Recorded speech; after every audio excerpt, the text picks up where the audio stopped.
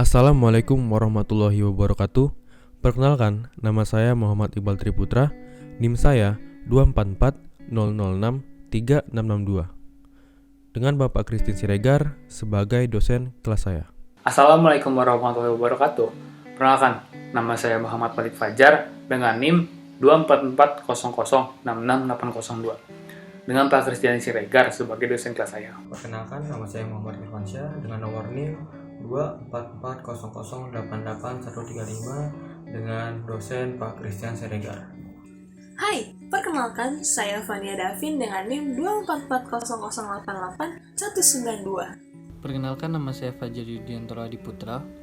NIM saya 24400067300. Hari ini saya akan membahas tentang korupsi yang ada di sekitar kita. Tapi sebelum masuk ke dalam pembahasan, apa sih korupsi itu? Korupsi adalah tindakan seseorang yang menyalahgunakan kepercayaan dalam suatu masalah atau organisasi untuk mendapatkan keuntungan. Korupsi berasal dari bahasa Latin yaitu corruptio atau corruptus, kemudian dalam bahasa Inggris biasa disebut corruption dan corrupt. Tindakan korupsi ini biasa terjadi karena beberapa faktor tertentu yang terjadi di kalangan politik.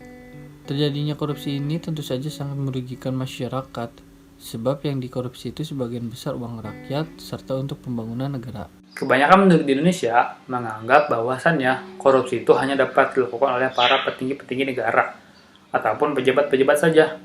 Padahal, bahwa fakta sebenarnya, korupsi dapat juga dilakukan oleh siapa saja, di mana saja, dan kapan saja. Maka dari itu, pentingnya bagi kita agar selalu berhati-hati untuk bertindak mengambil keputusan. Mengingat korupsi adalah tindakan yang merugikan dan tidak diperbolehkan di mana saja dan kapan saja. Saat ini, masih banyak tindak korupsi pada suatu organisasi masyarakat umum atau di sekitar kita yang kita belum ketahui.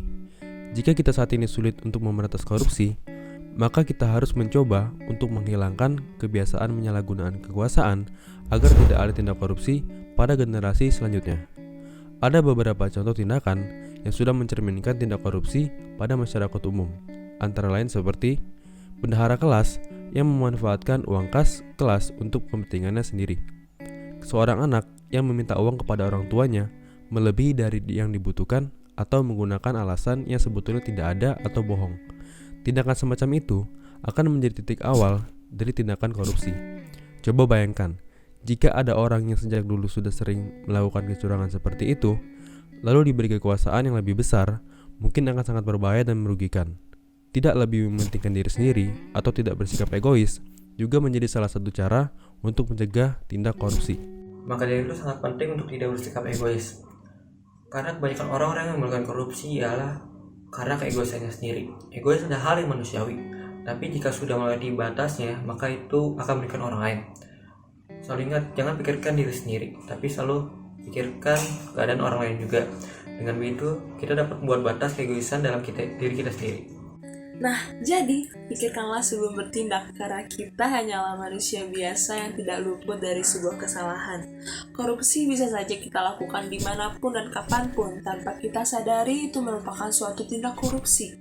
Apabila kita dari kecil dibiasakan untuk berhati-hati dalam bertindak, selalu berpikiran positif. Positif di sini itu mempunyai artian kita tidak ada niatan jahat untuk melakukan suatu tindak korupsi. Dan apabila kita dibiasakan untuk mendapatkan edukasi tentang korupsi dan dampak-dampaknya dan seberapa pengaruhnya sih korupsi dalam kehidupan kita, mungkin suatu saat tindakan korupsi di Indonesia tidak sebanyak seperti korupsi yang sudah terjadi saat ini.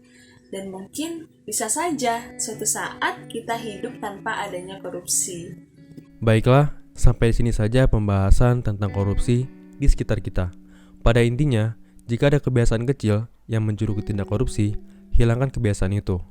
Karena tindak korupsi yang besar berawal dari tindak korupsi yang terlihat kecil.